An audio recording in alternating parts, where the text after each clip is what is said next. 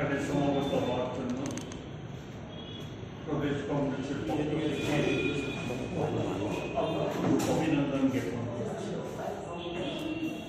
আমার সাথে আজকে উপস্থিত আছেন প্রদেশ কংগ্রেসের অন্যতম সহ সভাপতি, ত্রিপুরার শিক্ষক কর্মচারী আন্দোলনের একেবারে প্রবীণতম অন্যতম নেতৃত্ব শ্রী শান্তিরঞ্জন দেবনাথ মহাশয়। আমরা যে বিষয়টা নিয়ে আপনাদের আজকে দৃষ্টি আকর্ষণ করতে চাই সেটা হচ্ছে দেশের বর্তমান আর্থিক অবস্থার পরিপ্রেক্ষিতে আমাদের এই বাজেট অধিবেশনে গত শনিবার দিন দেশের অর্থমন্ত্রী যে বাজেট উপস্থিত করেছেন সেই সম্পর্কিত বিষয়ে দৃষ্টি আকর্ষণ করতে চাই। স্বভাবতই আমি আপনাদের থেকে একটু সময় চেয়ে নিচ্ছি, যেহেতু কতগুলি বাজেটের কতগুলি গুরুত্বপূর্ণ দিক সম্পর্কে আমাদের দৃষ্টিভঙ্গিটা একটু খোলাসা করে বলা প্রয়োজন। সেটা হয়তো খানিকটা আমি চেষ্টা করবো যত সংক্ষিপ্তভাবে বিষয়টা উপস্থিত করা যায়, আমাদের যে বক্তব্যটা তুলে ধরা যায়, হয়তো খানিকটা সময় লাগতে পারে, তার জন্য আগে আপনাদের কাছে ক্ষমা চাই।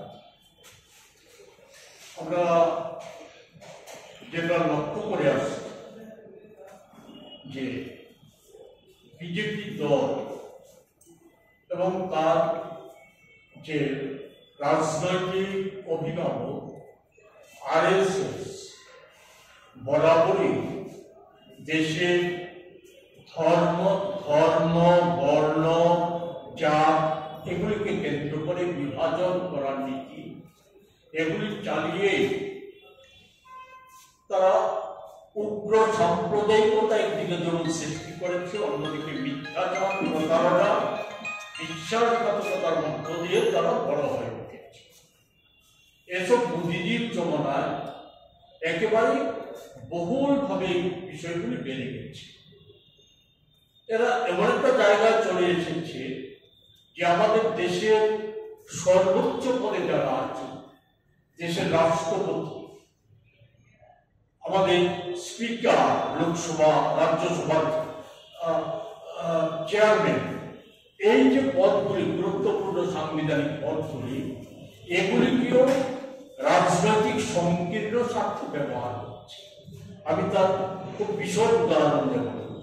আমি শুধু বলবো যে আমাদের দেশে একজন আদিবাসী মহিলা রাষ্ট্রপতি, ওনাকে এই ধরুন গত প্রজাতন্ত্র দিবসে বা তার আগের বছরে যে জাতির উদ্দেশ্যে যে বক্তব্য ওনার মাধ্যমে প্রচারিত করা হয়েছে, বা এই বাজেট অধিবেশনের শুরুর সময়ে যে বক্তব্য ওনাকে দিয়ে প্রচার করা হয়েছে, ওনার বক্তব্যের সাথে আর একজন আরএসএস বা বিজেপি নেতা যে উগ্র হিন্দুত্ববাদী প্রশ্নে যে বক্তব্য উপস্থিত করে আসছেন দেখে তার সাথে খুব একটা পার্থক্য খুঁজে পাওয়া যায়।